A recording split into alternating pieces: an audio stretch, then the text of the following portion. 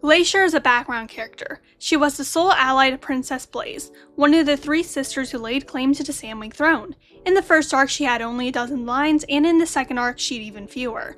Then she was infected with the magical plague and died. Though Glacier was deceased in arc 3, she had more lines in it than in the first and second arcs combined. Somehow this dragon has made just as much an impact in death as in life. Today, we're going to be going over what little we know about this quiet dragon, attempt to discern her personality and decision making when it comes to the war, and assess how her personality appears a little bit inconsistent between arcs. Before we get started, if you are new to this channel, please think about subscribing. I regularly post Wings of Fire and Warrior Cats content so you'll never be bored. And to my current subscribers, thank you so much for supporting me. I wouldn't have gotten here without y'all. Without further ado, let's dive right into the video. In Arc 1, we see less of Glacier than any of the other 3B allies. We get a lot of scenes with Scarlet, Coral, and Morals here, but we barely got any with Glacier and Moorhen.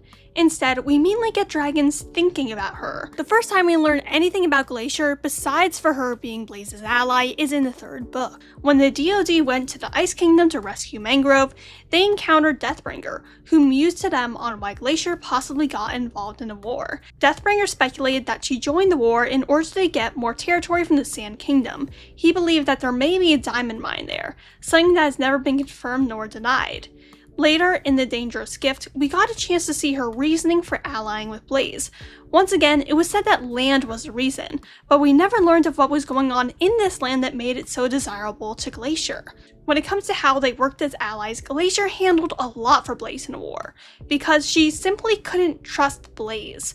Blaze isn't the smartest of dragons. She literally agreed to go and meet the DoD without any guards at all. What if they were imposters and they had been ambushed to kidnap her and maybe even kill her? Blaze believed that Glacier handled everything for her because Glacier liked her, and that Glacier would go so far as kill Burn and Blister in a challenge for her if she ever had to, but we later learned that that was not true. After Glacier learned that the false, unbeknownst to her, DoD were supporting Blister, she said that she would not hesitate to kill off the DoD if they continued to support her, even if they were dragonets. From that, we can see that she is a rather ruthless dragon who is willing to kill children. When the DoD delivered Glacier the message about the official battle for the title of Queen of the Sandwings, Glacier at first refused to allow Blaze to go. That was because she knew that in a fair fight, Blaze would die. And Queen Glacier, as we can see later, would never use underhanded tactics, unlike some dragon, to win. Sunny dream visited Blaze to invite her to the fight directly, and Blaze was able to convince Glacier to allow her to go, even if it meant her inevitable death to her much more powerful sisters. When the fight came down to Blaze and Blister, Blaze tried to get Glacier to fight for her, but the Icewing Queen refused. From that, we can see that Glacier respects tradition. She also believes in fairness, something that will be more relevant later. It's a duel between Blister and Blaze, why should she step in? But she was nonetheless relieved when Thorn became queen instead of Blister. Blister likely would have been a constant antagonist on the border. While Thorn was an unknown variable to her, at least she hadn't been fighting her for the past 20 years. And that's the last we saw from Glacier in Arc 1. In Arc 2, we got our first Icewing POV with Winter, who loved to tell everyone about just how he was related to Queen Glacier. If you somehow do not remember how he is related, he is, in fact, her nephew. Even though Winter and Hailstorm too were her nephews, she refused to pay for Hailstorm's freedom from the Skywings after he was captured. That shows her practical and stoic side, refusing to let her familial connections to Hailstorm to lead her to make a trade that she could come to regret. When Winter went to the Ice Kingdom after freeing Hailstorm, we learned a lot more about the Icewings. For one, that they had a ranking system that governed their lives, and two, they had a lot of animus magic that we did not know about. The gift of healing, the gift of elegance, the gift of light, the list goes on. The reveal of the Icewing's prolific animus magic was further elaborated on in Darkstalker, the Super Edition which was released after escaping Peril and before Talons of Power. In it we learned just how many animus dragons the Nightwings have had, with dozens of gifts. We also learned about why it came to an end, that being the stealing of Arctic from the tribe. Upon learning about how much animus magic the Icewings have, an obvious question to ask would be, why didn't they use it at all in the war? The gift of stealth would be useful for sneaking an army, say all the way into the Mud Kingdom if they wanted to, or maybe even a single dragon if Crystal wanted to meet up with her boyfriend in secret. the gift of strength would also be very useful for any soldier. So why didn't she use it? I have 3 possible answers. 1, we can look at Glacier's refusal to help Blaze as her not reinforcing tradition, but as enforcing fairness. Glacier didn't feel as though using animus magic on other dragons would be fair. If this was the case, that means if Blister ended up using an enemy's animus magic, then Glacier may have said fair game and released all the Icewing tribes. The second answer is that Glacier had an experience with the gift of vision just like Snowfall did, or at least a bad experience with animus magic that convinced her not to use it for the most part. This could possibly be through her friendship with Jerboa too. That bad experience with animus magic may have been her meeting with Jerboa 3 and seeing what animus magic did to her body, and possibly learning about all that Jerboa 1 inflicted onto her and other dragons using animus magic. My final answer to why Glacier did not use magic is that she did, but we just don't know about it. Who is the most likely dragon to use the gift of stealth? Probably an assassin, and assassins' jobs are quite literally not to be noticed. The same goes for the other gifts. Moving on, when Winter arrived in the Ice Kingdom, Glacier was not there. Instead, she was dealing with the icicle situation. When she returned, she coolly wished Winter good luck during his trial, and then asked him about his time at Jade Mountain. It has not been confirmed whether Glacier knew that Narwhal and Tundra had set up Winter to die in the Diamond Trial. Glacier is a ruthless dragon. She would have killed the DoD, who she considered to be dragonettes, if the circumstances arose. She allowed Hailstorm, her own nephew, to remain in Skywing custody. She also respects traditions. But she is also a fair dragon. The Diamond Trial is pretty unfair, as most of the time it is rigged. Maybe Narwhal and Tundra told her that it wasn't that time, maybe it was out of her control because she was out of the kingdom, or maybe she thought it was just another Icewing tradition to be upheld, like the Gift of Order.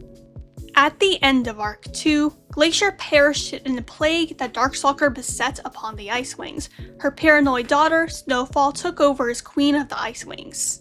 In Arc 3, the first 3 points of view were all Pantaleon dragons, but then we were awarded with an Icewing POV in the form of Queen Snowfall, the daughter of Queen Glacier. The first scene we see of Glacier is a flashback to her on her deathbed, choosing the next queen. That's right, Glacier's defying tradition and not having her daughters all kill each other in a gruesome battle to the death. It is notable that Glacier does not have a husband or a wife at her bedside. She might be a widow or divorced, or maybe it's not a coincidence that Queen Diamond was also not confirmed to have a husband. Maybe the marriage traditions are different for Icewing Queens and they don't have to take a single partner or one at all sometimes. Maybe they simply have dragonettes with the strongest dragon in the tribe, but that's pure headcanon territory. Anyways, Glacier wanted to make sure that the Icewing Kingdom didn't self-destruct like the Sand Kingdom, so she made all of her daughters promise to stick to her decision. She chose Snowfall, her second daughter, instead of Crystal, her first daughter, to be queen. A shock to all of them. Snowfall was coronated and Crystal left the kingdom. For most of the book, it was a mystery of why Crystal left, with the most likely theory being that she was mad at Glacier's choice and was planning a coup against Snowfall. But in reality, Crystal had a secret relationship with a Mudwing. Snowfall immediately assumed that Glacier knew about her sister's forbidden romance. Personally, I'm not sure whether she knew or not. In the previous arc, Glacier was strict and traditional, not the type of dragon to look at intertribal romance fondly. Such an offense would surely get an Icewing kicked off of the Gift of Order and possibly exiled from the palace. But maybe Glacier turned a blind eye to her daughter's actions. But Snowfall believed that Crystal's relationship was the reason why she was not chosen to become queen. Combined with the fact that Mink is too young to be a proper queen, Snowfall was left feeling as though she only became queen because her mother was left with no other choice. However, we see a flashback from Glacier. Though in this flashback we do not see if Glacier knew about Gario and Crystal, we do see that if she knew, it had no part in her decision-making process, and that she chose Snowfall not because of her sister's flaws, but because of her own strengths. The sun warms Glacier's wings as she watches them. Her 3 perfect dragonettes, Crystal's serenity, Mink's affectionate loveliness, and Snowfall's indomitable ferocity. She loves them so much, she's already decided that she won't fight them for the throne. Whichever one decides to challenge her first, she'll step aside and let them have it. She loves them all, but Snowfall will fight for the kingdom like nobody else will. She has some growing up to do first, and Glacier hopes to pay more attention to her after the war is over. But even now, watching her, Glacier can see what a great queen Snowfall could be. Being queen is not easy. Glacier is often exhausted, frustrated, confused, uncertain. She worries for her tribe all the time, and she has inexplicable nightmares about Nightwings. She has worked hard to seem confident in front of the tribe. The crown would be too much for Crystal or Mink. It would crush them. Glacier knows perfectly well that the same is true of Blaze and the Sandwing throne, but she plans to be a strong ally to help her hold it if Blaze can get herself together and win the war. But Snowfall is strong enough to rule a kingdom and do it well. Glacier is sure of it. Snowfall earns her place at the top of the dragonette side of the wall, day after day, and she struggles and cares and tries and fights, and that's who the Icewings need. We're gonna be alright, Glacier thinks, feeling her shoulders relax for the first time in a while. Watching Snowfall fills her with hope. No matter what happens, I'll be able to leave the tribe in the right talents. Here, it is revealed that Crystal and Mink weren't disqualified for their romances or their ages, but simply because Glacier didn't think that either of them would be a good fit for being queen. Snowfall was chosen as her heir even before she was on her deathbed, due to her determination and willingness to fight for her tribe. In his passage, Glacier comes off as very loving for an Icewing parent. She's willing to step aside when her daughters plan to challenge her, something that's only been seen before in the Rainwings. She recognizes that she isn't giving as much attention to her dragonettes as they deserve due to the war, and she even praises all three of her daughters, something unheard of by Icewing parents. Narwhal nor Diamond would ever say anything like that. This all is a far cry from the Arc 1 Glacier who threatened to kill dragonettes and the Arc 2 Glacier who left her nephew to suffer behind enemy lines. This side was elaborated on through her relationship with Boa, an Animus Sandwing. It says that when Glacier saw Boa's injuries from Animus magic for the first time, she cried. Boa says that she was surprised, and I was too when I read that. Glacier is not the sentimental type, and even her own daughters have difficulty interpreting her emotions.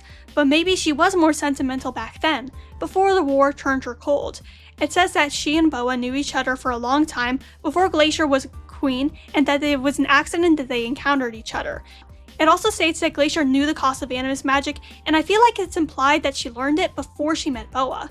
Maybe she had an encounter with a ring of teaches you life lessons before Snowfall did. But I'm not too sure about that. I doubt we'll ever get an answer in canon, as I said. So overall, Glacier has a pretty contradictory nature. In Arcs 1 and 2, we see Glacier as a traditional, violent dragon who would do anything it takes to ensure that her tribe wins the war, except cheat by using things such as Animus magic or, say, sicking venomous vipers on someone during a duel. She leaves her nephew behind enemy lines to suffer who knows what, and threatens to kill the DoD for not aligning with her plans, and possibly knowingly sends her other nephew to his death in the Diamond Trial. In Arc 3, she appears a lot less violent and ruthless. However, this may be because we are seeing the perspective of the dragons closest to her, those that she fights to protect, as opposed to those whom she fights against. Glacier's sense of fairness carries over to her Arc 3 depiction. She chooses Snowfall as her successor because she is the most level-headed of her daughters, and she makes sure that they won't have to fight over who will be queen because of her choice. She makes sure that her tribe does not suffer the consequences for her untimely death like the Sandwings had with Queen Oasis. Overall, Glacier's depictions in Arcs 1 and 2 versus Arc 3 are drastically different. However, it's up to you to decide if the softening of Glacier's personality was an accident on Tui's part, or if it was a result of us seeing her through the eyes of the dragons who love her. So that's pretty much all my thoughts on Queen Glacier. What do you think about her and her change in personality? Comment down below. If you liked this video, feel free to subscribe. I make Wings of Fire and Warrior Cats videos pretty often, and your support would mean a lot to me. And to those who are already subscribed, thank you so much for your continued support. I wouldn't have gone here without y'all. Peace, Rogan out.